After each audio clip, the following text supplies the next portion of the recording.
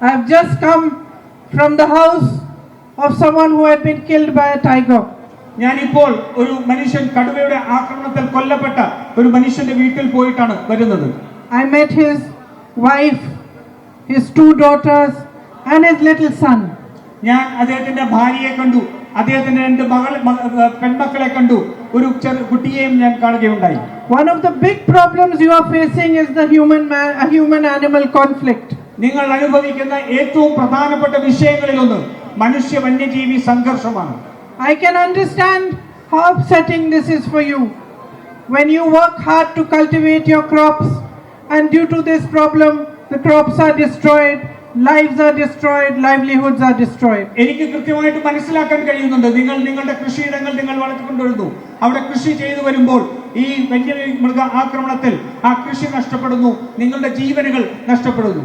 I was thinking when I went to Gafur's house, which is just outside your constituency here, that this is now the 7th time that I have visited somebody who has died because of this conflict. ഞാനിപ്പോൾ നിങ്ങളുടെ നിയോജക മണ്ഡലത്തിന്റെ തൊട്ടടുത്തുള്ള ഗഫൂറിന്റെ വീട്ടിൽ ഞാൻ പോയിട്ട് വരുമ്പോൾ ഞാൻ മനസ്സിലാക്കുന്നു, ഈ ചെറിയ കാലയളവിൽ 7ാമത്തെ വന്യമൃഗ ആക്രമണത്തിൽ മരണപ്പെട്ട ആളെയാണ് കാണുന്നത്. It is very important for us to find concrete measures to protect lives and to protect livelihoods. നമുക്ക് നമ്മുടെ ജീവനും നമ്മുടെ ജീവനോപാധിയും സംരക്ഷിക്കാൻ ഏറ്റവും വലിയ പ്രവർത്തനം നമുക്ക് നടത്തേണ്ടതായിട്ടുണ്ട്, അത് സംരക്ഷിക്കേണ്ടതുണ്ട്. There is a lot of talk, but as you know, the state government is not trying hard enough to resolve this issue.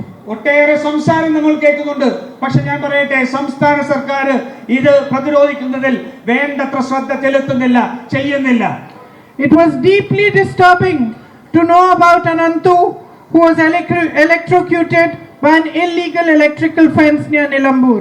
നിലമ്പൂരിന്റെ അടുത്ത് ഒരു അനധികൃതമായിട്ടുള്ള ഒരു വൈദ്യുതി കെണിയിൽപ്പെട്ട് അനന്തു എന്ന് പറയുന്ന നമ്മുടെ ചെറുപ്പക്കാരൻ മരണപ്പെട്ടത് വലിയ ദുഃഖമുണ്ടാക്കിയ സംഭവമാണ്.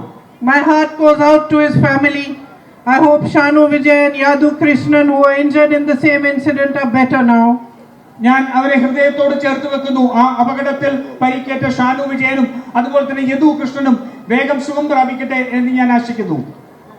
I was told that the local people had complained about this issue before this incident happened. ഞാൻ മനസ്സിലാക്കുന്നത് അവിടുത്തെ പ്രാദേശികമായിട്ടുള്ള ആൾക്കാർ ഈ വിഷയത്തെ സംബന്ധിച്ച് ഈ സംഭവം ഉണ്ടാവുന്നതിന് മുമ്പ് തന്നെ അധികൃതരെ അറിയിച്ചിരുന്നു. Yet no action was taken.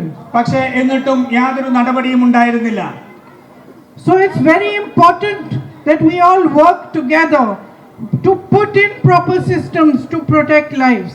അതുകൊണ്ട് നമ്മൾ എല്ലാവരും ഒരുമിച്ച് ചേർന്നുകൊണ്ട് വലിയ ഒരു സംവിധാനം ഒരുക്കിക്കൊണ്ട് ജനങ്ങളുടെ ജീവനെ സംരക്ഷിക്കുന്നതിന് വേണ്ടിയുള്ള പ്രവർത്തനം നടത്തേണ്ടത് അടിയന്തരമായി ആവശ്യമാണ്.